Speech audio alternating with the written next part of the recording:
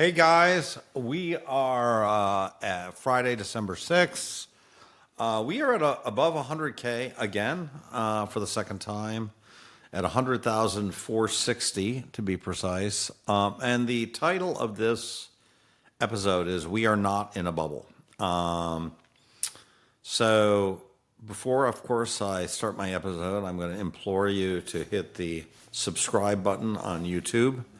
If you're not on YouTube, go to YouTube, find my channel on YouTube somehow, use the powers of Google to find it, and then hit subscribe. That way I can get more subscribers, which is kind of my way of keeping track of how good I'm doing.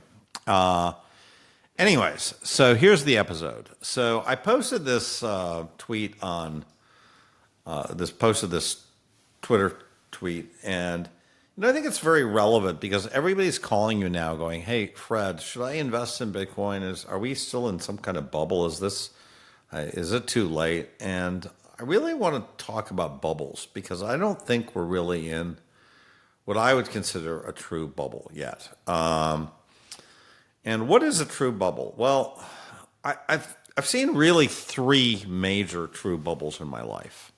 And what I would call a true bubble is when everybody believes the new narrative. So I'm going to tell the three bubbles that I've seen. I think you'll agree that Bitcoin is not one of these bubbles. The first bubble I saw in Japan in 1990. I was doing a lot of business in Japan at that point. I was working for Greenwich Capital Markets, and earlier before that at Salomon Brothers. And I was going back and forth between New York and Tokyo a lot. And the reason I was doing it is because Japan had all the money in 1989, 1990.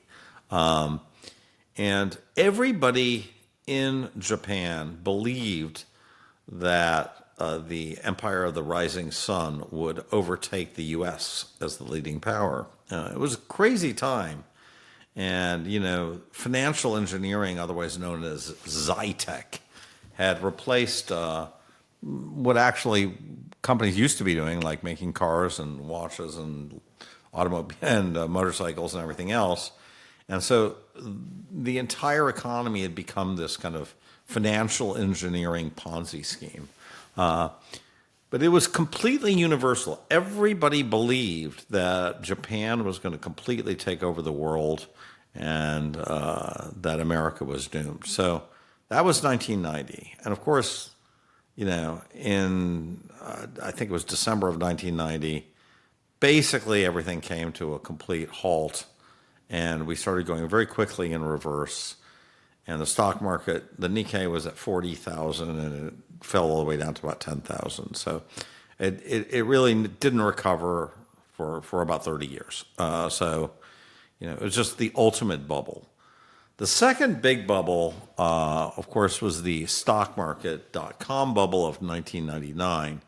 And again, everybody in 1999, the universal consensus was the internet was the new thing. In fact, that was the title of Michael Lewis's book. Everybody got on board this idea. Everybody wanted in. And you had this phenomena of everybody leaving Wall Street to go work at .coms.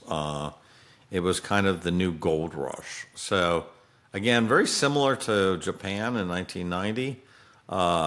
It's very universal. Every single person believed in .com and the internet, and the only question was, how do I get in on this gold rush? Another 8 years later, in 2007, the exact same thing was true for real estate. Every single person you met was buying houses, remodeling them, and flipping them. Banks and brokers were offering these things called ninja loans, no income, no jobs.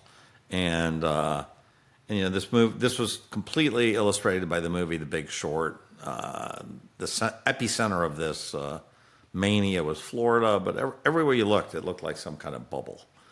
Now, if I take those three things, 1990, 1999, 2007, do we have a similar situation today with Bitcoin? And I would say absolutely not. Wall Street certainly knows about Bitcoin. You sort of see about it on CNBC, but they basically cover it to make fun of it. The majority of people think that, it's kind of a fad. It's not here to stay.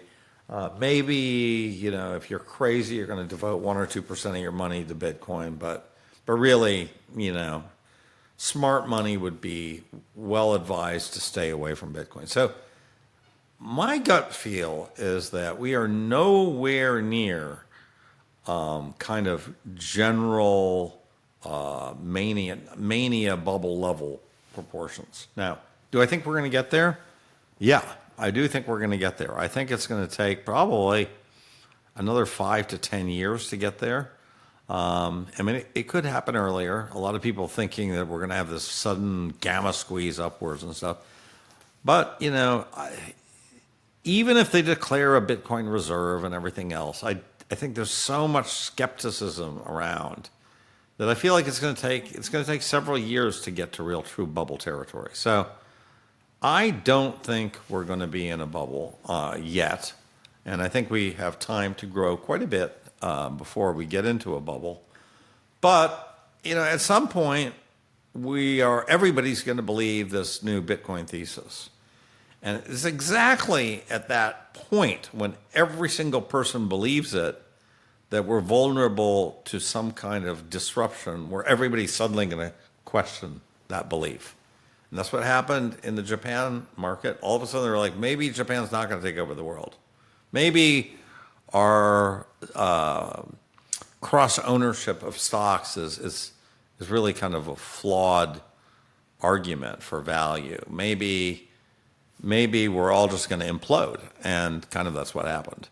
Same thing with the .com thing. People were like, well, maybe we shouldn't be selling pet foods online. Actually, that turned out to be a good idea. It was just 20 years too early, right? But there was a lot of room for doubt, and then all of a sudden that doubt can lead kind of a reverse unwinding of all the leverage.